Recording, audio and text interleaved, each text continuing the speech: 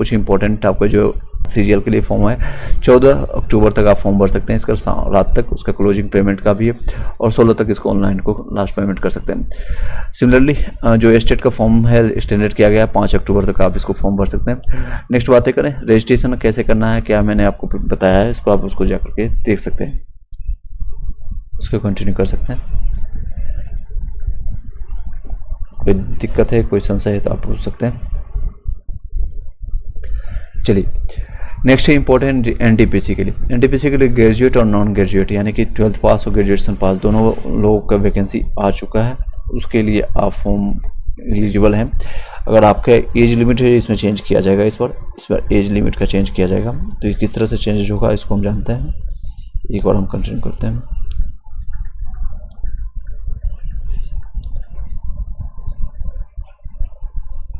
चलिए क्या क्या इंपॉर्टेंट पॉइंट है जानते हैं। पहली बात तो ये 21 अक्टूबर से ये फॉर्म भरा जाएगा, और नॉन ग्रेजुएट वाले यानी 12th पास वाले जो 28 अक्टूबर से फॉर्म भरा जाएगा। टोटल सीटों की संख्या इसमें 5800 है ग्रेजुएट वाले में, नॉन ग्रेजुएट में आपका 3050 है, यानी दोनों मिलाकर के अगर कैलकुलेट करें तो लगभग आपको 8850 के आसपास वैकेंसी देखने को मिलेगा, क्योंकि जो ग्रेजुएट हैं तो 12th पास होंगे ही। आप उसके एलिजिबिलिटी क्राइटेरिया और एज आपका कैलकुलेट किया जाएगा, इसमें आपको बताने का है 1 जनवरी 2026 से कैलकुलेट किया जाएगा। ये आपका दे सकते हैं, ये आपका आरआरबी में मेंशन किया गया है। इस तरह से आप लोग तैयारी में आप लगे रहिए। जिन लोगों का सिलेक्शन अभी नहीं हुआ किसी कारण से, तो वो लोग फॉर्म भर सकते हैं। सेम चीज़ें हैं यहाँ पर। टोटल आपका जो है एज लिमिट यहाँ पर देख सकते हैं, यहाँ पर दिया गया 18 से 33 तक, और आपका नॉन ग्रेजुएट में 18 से लेकर के 30 तक एलिजिबिलिटी क्राइटेरिया।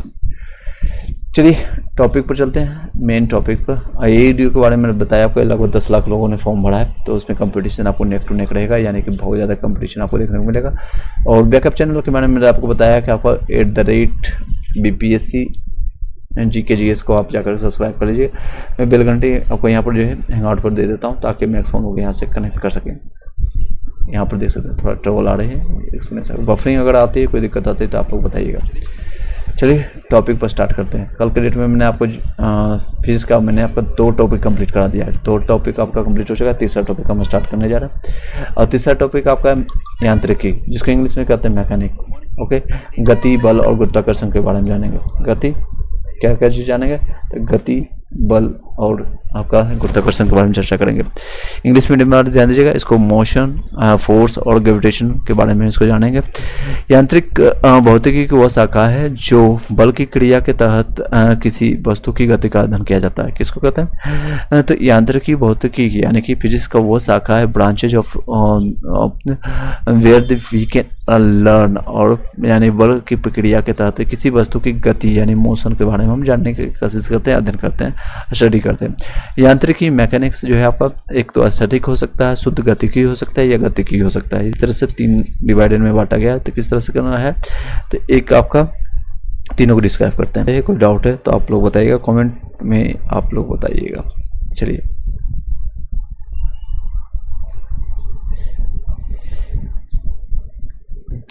देख सकते हैं स्टैटिक किसको कहते हैं, स्टैटिक जिसको कहें इंग्लिश में देख सकते हैं। विराम की स्थिति में गति का अध्ययन करना है, विराम की स्थिति में गति का अध्ययन करना।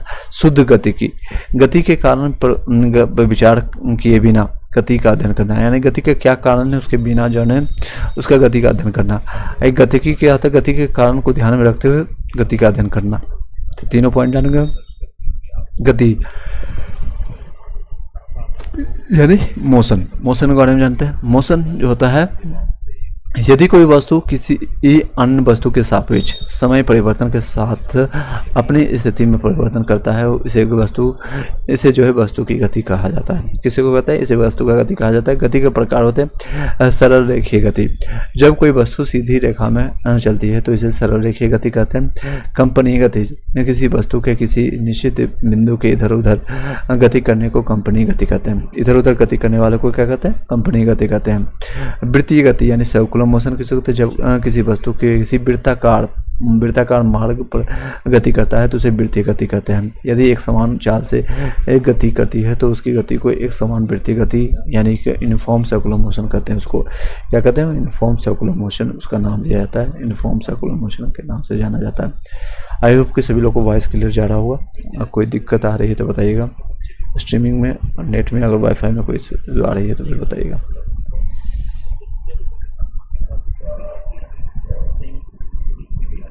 चलिए, आई डोंट थिंक कि कोई दिक्कत आ रही होगी। कोई इशू आता है तो आप साथ ही साथ आप इन्फॉर्म कीजिएगा। चलिए नेक्स्ट टॉपिक पर स्टार्ट करते हैं। नेक्स्ट आपका वक्रीय गति, यानी सत्य गतिमान हो तब ये एक आपको वक्रीय में आपका आधार पर गति के प्रकार हैं। एक विमीय गति, एक सीधे रेखा में किसी पिंड पर जाता है। एग्जाम्पल में आप कहिए सीधी सड़क पर कार की गति स्वतंत्र रूप से गिरने से संबंधित है। सीधी सड़क पर जो है कार की गति या स्वतंत्र रूप से गिरने, आपको जो एग्जाम्पल है एक विमीय गति कह सकते हैं। द्विविमीय आपको जो है जिसको 2 डायमेंशन कहते हैं। 2 डायमेंशन आपको जो है यानी 2 विमीय गति, समतल में पिंड की गति को 2 विमीय गति कहते हैं। एग्जाम्पल में एक वृत्तीय मोड़ पर कार की गति, बिलियर्ड बॉल की गति। एग्जाम्पल याद रखिएगा, एक वृत्तीय मोड़ पर, वृत्तीय मोड़ पर क्या होता है 2 बीम की जरूरत पड़ती है, एक एक्स एक्सिस एक वाई, बॉल की गति। नेक्स्ट है त्रिविमीय गति, आकाश में पिंड की गति को त्रिविमीय यानी 3D जिसको कहते हैं 3 डायमेंशन में देखने को मिलता है। और इसका 3 डायमेंशन हो जाएगा, एक्स वाई आपका जेड के रूप में भी देखने को मिलता है। उड़ते हुए कीट पतंगों की गति भी त्रिविमीय गति होता है, 3 डायमेंशन में इसको देखा जाता है। नेक्स्ट है विरामावस्था। विरामावस्था किसको विरामावस्था किसको कहते हैं? यदि कोई वस्तु किसी अन्य वस्तु के सापेक्ष समय परिवर्तन के साथ अपनी स्थिति में परिवर्तन नहीं करता है तो उसे वस्तु को विरामावस्था कहा जाता है। यदि वस्तु विरामावस्था से चलती है तो प्रारंभिक आपको वेग जो है u बराबर 0 होता है। क्या होता है? प्रारंभिक वेग होता है। विरामावस्था में जो है प्रारंभिक वेग आपका जो है u आपका 0 होता है। नेक्स्ट आपका यदि विरामावस्था में रुकती है तो अंतिम वेग आपका जो है अगर रुक जाती है तो v बराबर 0 होता है। अगर स्टार्टिंग में आपका जो है वेलोसिटी 0 होता है और अंत वाला जो होता है अगर वेलोसिटी आपका रुक जाता है तो आपको v 0 होगा। u 0 कब होगा? जब आरंभिक होगा, प्रारंभिक है जिसको कहते हैं स्टार्टिंग।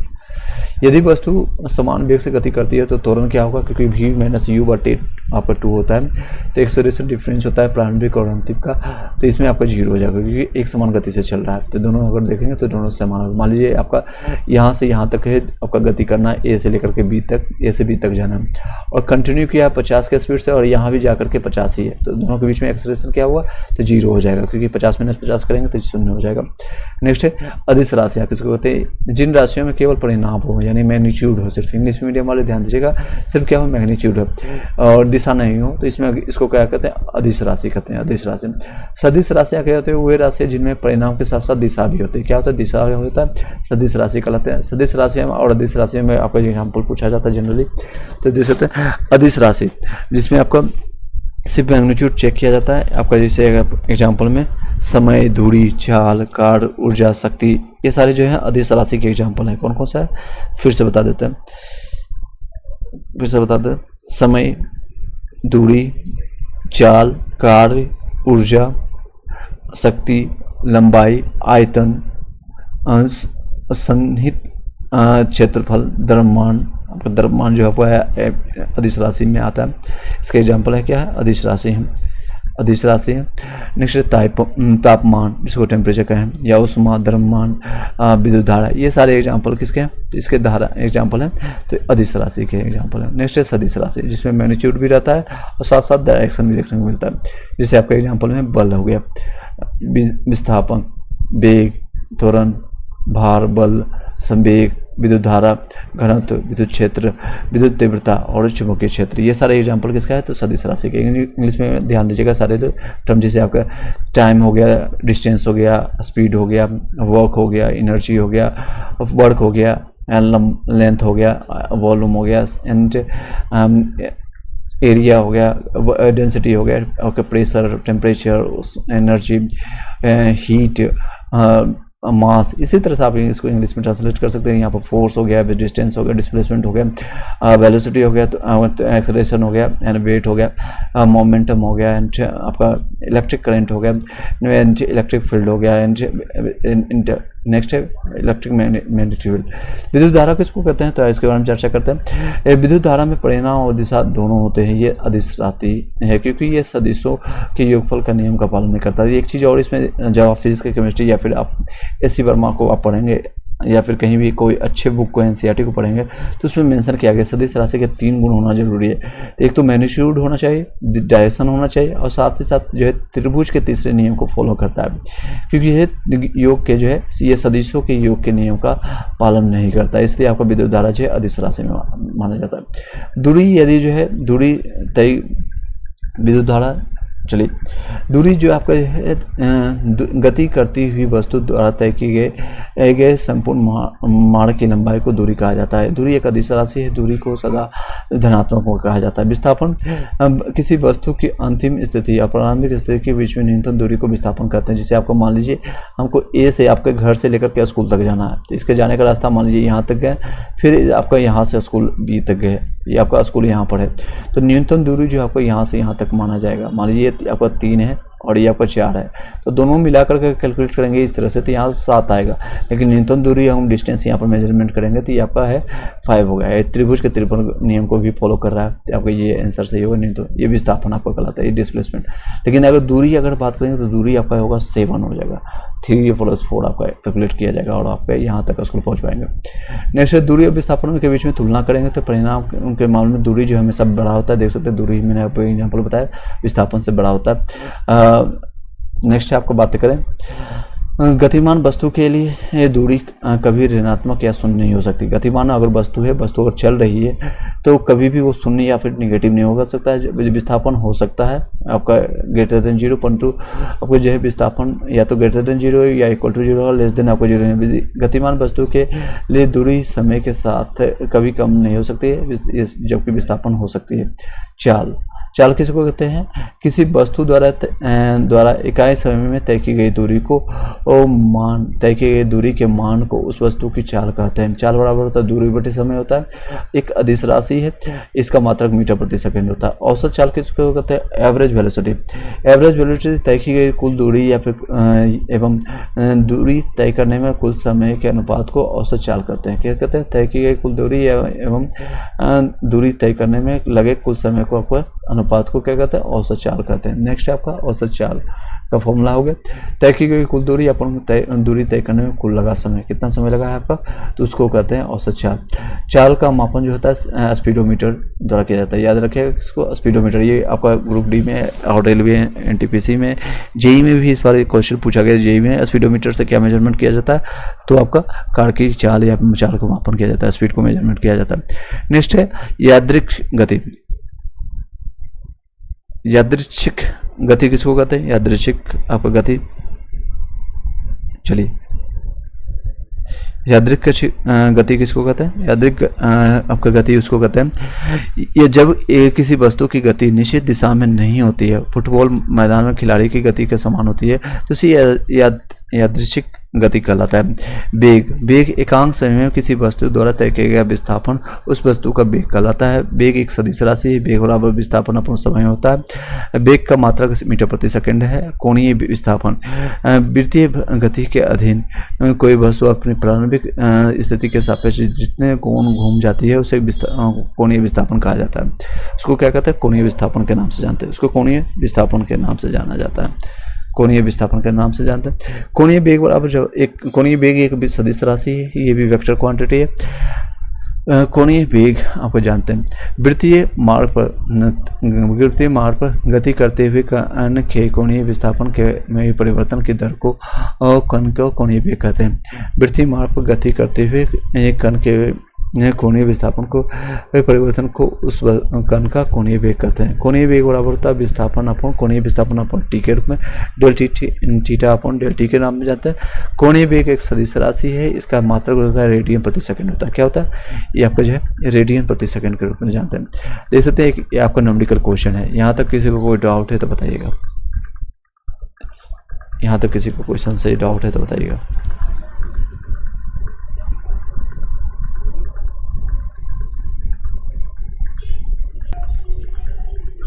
चलिए जानते हैं, एक न्यूमेरिकल क्वेश्चन है, इसको साथ ही साथ हम प्रैक्टिस करते हैं, आप लोग को बताते हैं। रमेश नाम का एक कोई है जो कि 180 मीटर के एक मैदान पर दौड़ता है। कितना है? तो 180 मीटर के मैदान पर दौड़ता है। वो एक सीधे राह तक आपका 360 मीटर को 2 मिनट में तय करती है।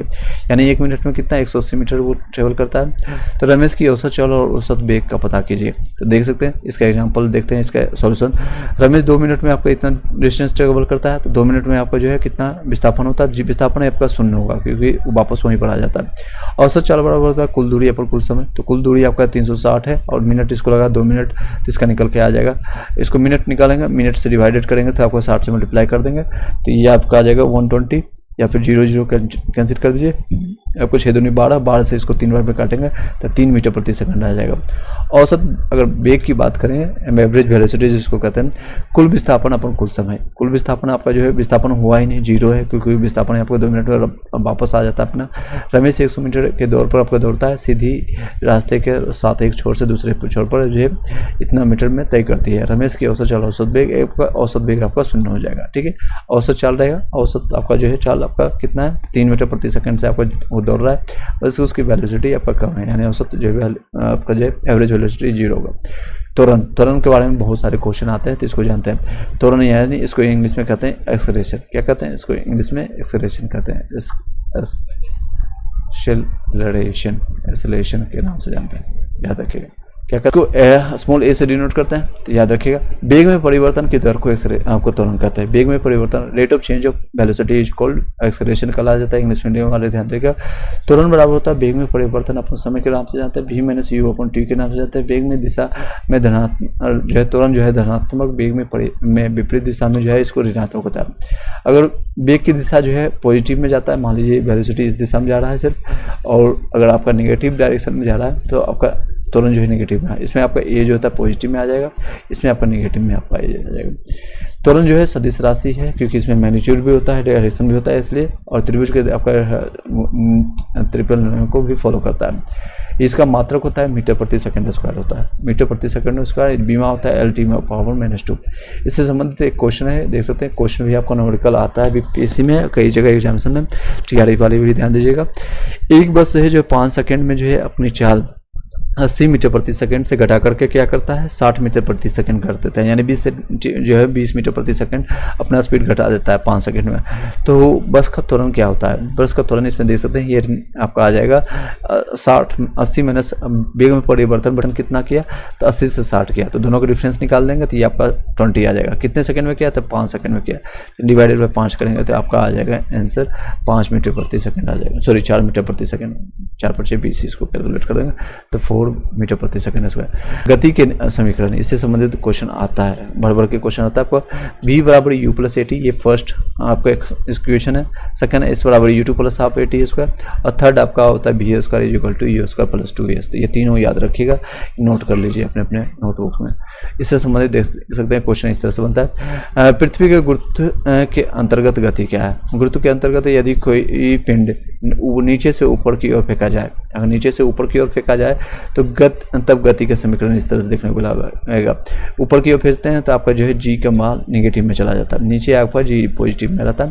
तो देख सकते हैं, तो v = u - gt आता है। h बराबर जिसको s कह सकते हैं या h कह सकते हैं हाइट के रूप में, तो ut - ½ gt² होता है।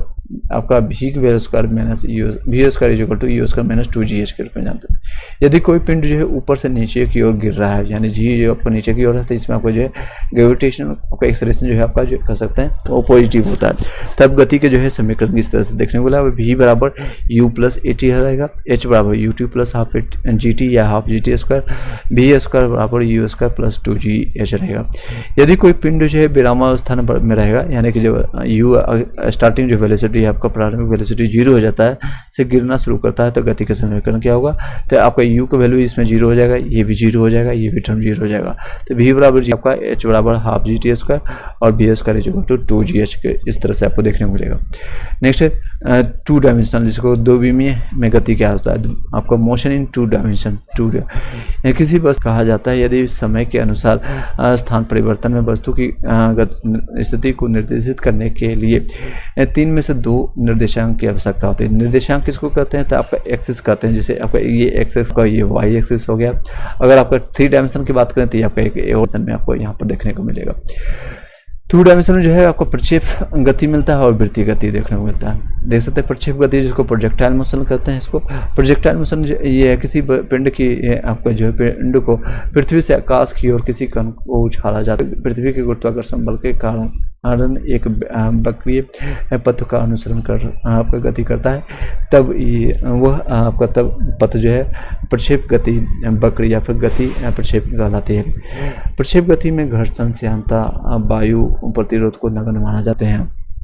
पहले एग्जाम्पल में बंदूक से चलाई गई गोली। ये प्रक्षेप गति के जो है प्रकार हैं दो, कई तो परोक्ष आपका प्रक्षेप गति होता है, एक क्षेत्रीय आपका गति होता है। परोक्ष प्रक्षेप गति का समीकरण प्रक्षेप का पथ जो है परवलयाकार होता है। क्या होता है? पाराबोलिक होता है। परवलयाकार जिसको कहते हैं प्रक्षेप का उड़यन काल जो होता है कितना होता है? उड़यन काल इसको देखा जाता है जिस समय में वस्तु हवा में होती है तो उसे उड़यन काल जो के समय के रूप में जाना जाता है। इसका फॉर्मूला होता है T=2u sin थीटा अपॉन जी, 2u sin थीटा अपॉन जी। u आपका प्रारंभिक जिसको कहते हैं आरंभिक या प्रारंभिक यानी इनिशियल वेलोसिटी इसको कहते हैं। g गुरुत्वाकर्षण के कारण त्वरण है और θ=u होगा क्षैतिज और अक्ष के बीच का कोण होता है थीटा आपका। नेक्स्ट क्षैतिज प्रास जिसको कहते हैं, रेंज जिसको कहते हैं इंग्लिश में। उड़यन काल में जो है किसी वस्तु द्वारा तय की गई क्षैतिज दूरी r बराबर u²। यहाँ पर देख सकते हैं ये 2 आपका घस के यहाँ आ जाता है u² और यहाँ एक और 2 आ जाता है sin 2 थीटा अपॉन जी होता है। u² sin 2 थीटा अपॉन जी, u² sin 2 थीटा अपॉन जी के रूप में जानते हैं। अधिकतम वेलोसिटी जिसको कहते हैं अधिकतम हाइट अधिकतम ऊंचाई यह प्रक्षेप के बिंदु से अधिकतम ऊंचाई है जहां तक एक प्रक्षेप आपका जो है हो सकता है। Capital H u² sin² theta upon 2g होता है। तो यहाँ सभी जगह 2 देखने को मिलेगा। H में आपका जो है सभी जगह फॉर्मूला याद करने को बता देता हूँ एक तरीका आपका। पहले में r जो है आपका t यानी निकालने के लिए समय निकालने के लिए सिर्फ 2 आगे में रहेगा, बाकी sin थीटा अपॉन जी रहेगा 2u sin थीटा अपॉन जी।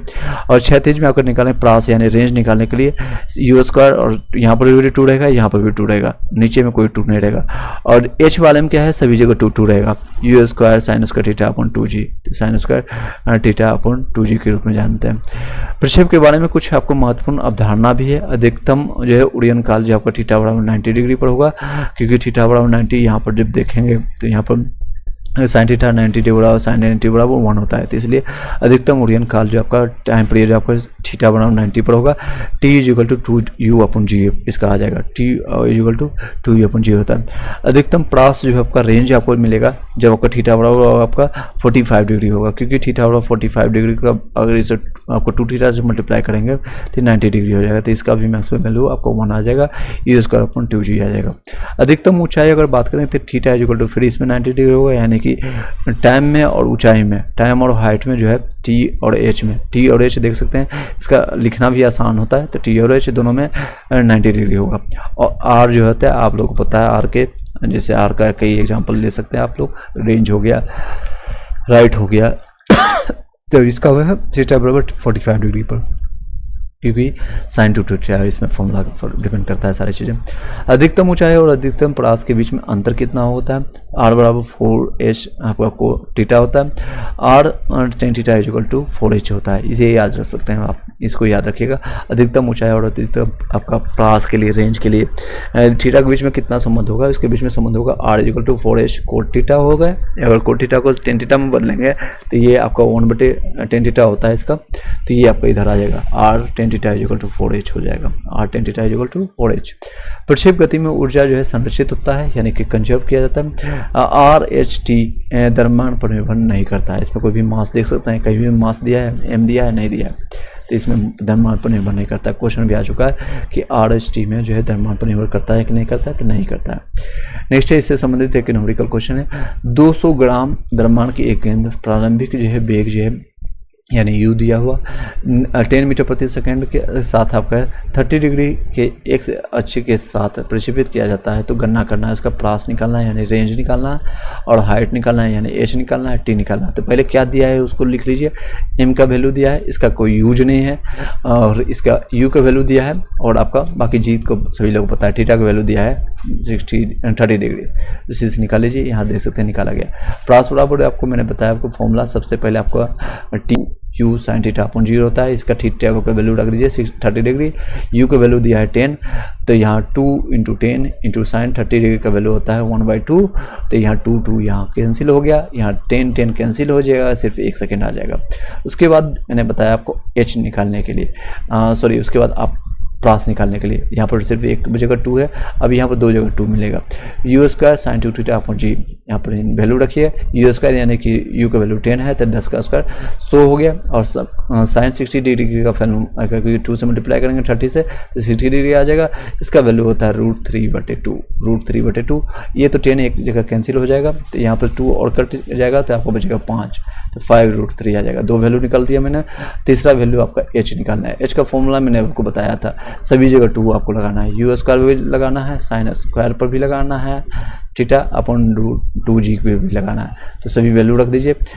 g का वैल्यू यहाँ पर 10 लेना है, बाकी यहाँ पर देख सकते हैं 10 इंटू 2 और 10 स्क्वायर लेना है, 10 यहाँ पर कैंसिल हो गया, साइन स्क्वायर थीटा आपका डिवाइडेड बाई स्क्वायर है, तो साइन 30 डिग्री का वैल्यू कितना होता है 1/2 होता है, तो 1/2 का स्क्वायर करेंगे तो 1/4 आ जाएगा, और ये बाकी इसके वैल्यू जो कट सकता है काट दीजिए, टोटल आ जाएगा 5/4 मीटर पर आ जाएगा।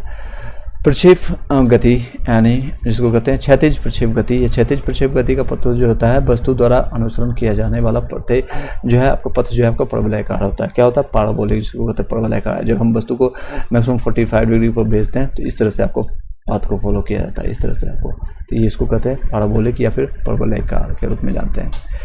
इसका उड़यन काल जो होगा, उड़यन काल जिसको कहते हैं टाइम पीरियड, जहाँ पर t = 2h/g होता है, 2h/g, h आपको ऊंचाई होता है। क्षैतिज प्रास जो होता है r होता है u × 2h/g, 2h/g होता है, g आपका गुरुत्वीय त्वरण होता है, u आपका प्रारंभिक वेग होता है। किसी भी क्षण जो वेग आपका जो है v = u² plus g² plus t² होता है, u² plus g² plus t²। इसमें देख सकते हैं एक और न्यूमेरिकल दिया गया, तो काफ़ी क्वेश्चन अच्छा दिया गया है इसमें कंटेंट आपको, ताकि आप लोग इस सारी चीज़ों को समझ सकें। यहाँ तक किसी को कोई डाउट है तो बताइएगा। ये टॉपिक बहुत इंपॉर्टेंट है, इससे संबंधित आपका ग्रुप डी में आने वाले जितने भी रेलवे एग्जामिनेशन है सभी जगह देखने को मिलेगा। साथ ही साथ TRE 4 में जो लोग बैठने जा रहे हैं, साइंस अगर आपका सब्जेक्ट है, इवन आपका PRT वाले या फिर 6 to 8 9 से 10th वाले भी इसको देख सकते हैं। चलिए एक न्यूमेरिकल है, इसको देखते हैं। 60 किलोमीटर प्रति घंटा के क्षैतिज वेग से, यानी इसका दिया गया है आपका स्पीड, और 490 मीटर की ऊंचाई आपका h भी दिया है। उड़ान जो है उड़ने वाले हवाई जहाज द्वारा दुश्मन की चौकी पर एक बम गिराया जाता है। बम गिराते समय, यानी बम की बात करें अभी पाकिस्तान की याद आएगा, अभी पाकिस्तान को किस तरह से हराने के बावजूद भी पाकिस्तान अपनी हार नहीं मान रहा है, और जो है कप छोड़ जो है आपका कप लेकर के भाग गया। एशिया कप जीतने के बाद भी इंडिया को कप अभी तक मिला है कि नहीं, आप लोग कमेंट बॉक्स में बताइएगा, चलिए बम गिराते समय जो है आपका हवाई जहाज दुश्मन की चौकी से कितनी दूर होना चाहिए ताकि आपको जो है सीधे निशान पर लगे। तो इसका फॉर्मूला मैंने आपको बताया था, R = UT होता है। U आपका T का वैल्यू आप पुट कर दीजिए, अभी मैंने बताया था T का वैल्यू √2h/g होगा, तो यहाँ पर पुट कर दीजिए, बाकी putting the value getting the result हो जाएगा। यहाँ पर वैल्यू है आपका 60 किलोमीटर प्रति की स्पीड से चल रहा है, आरएनबी जो आपको क्षैतिज वेग है दिया गया, और इसको मीटर प्रति सेकंड से कन्वर्ट करने के लिए 5/18 से मल्टीप्लाई करना होता है। 5/18 से मल्टीप्लाई कर दिया इन्होंने, और बाकी h का वैल्यू पुट कर दीजिए। h आपका दिया गया है 490, और बाकी g का वैल्यू आपको यहाँ पर दिया गया है, देख सकते हैं g का वैल्यू, यहाँ पर g का वैल्यू दिया गया 9.8, बाकी putting the value and getting the result है। यहाँ देख सकते हैं, यहाँ पहले से 0 हटाइएगा तो एक यहाँ पर 0 आ जाएगा, और ये आपका ये 2 से कट गया, यहाँ पर ये 2 कट गया, यहाँ पर आ गया 100, यानी यहाँ पर आपका वैल्यू आ जाएगा 100। 100 निकालेंगे तो इसका 10 वैल्यू आएगा।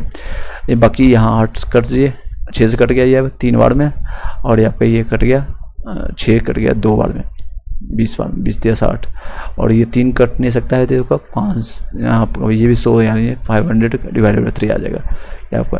नेक्स्ट है वृत्तीय गति, सर्कुलर मोशन। यहाँ तक किसी को कोई संशय है, कोई डाउट है तो बताइएगा। चलिए इस वीडियो को यहीं पर शॉर्ट रखते हैं ताकि मैक्सिमम लोग कनेक्ट कर सकें, और मैं ज़्यादा हैक्टिक नहीं बनाना चाहता हूँ ताकि आप लोग को उतना ही बताएं ताकि याद रह सके। नेक्स्ट वीडियो में हम कंटिन्यू करेंगे और बेहतर टॉपिक से कंप्लीट करेंगे और बेहतरीन ढंग से। चलिए इस वीडियो को यहीं पर फाइंड आउट करते हैं। Thank you so much, have a nice day, all the best आप सभी को लोग को। चलिए टेलीग्राम ग्रुप में ज्वाइन कर लीजिए जो लोग PDF प्राप्त करना चाहते हैं, जो लोग नोट्स प्राप्त करना चाहते हैं। साथ ही साथ मैंने लिंक दिया है दूसरे चैनल का, उसको भी आप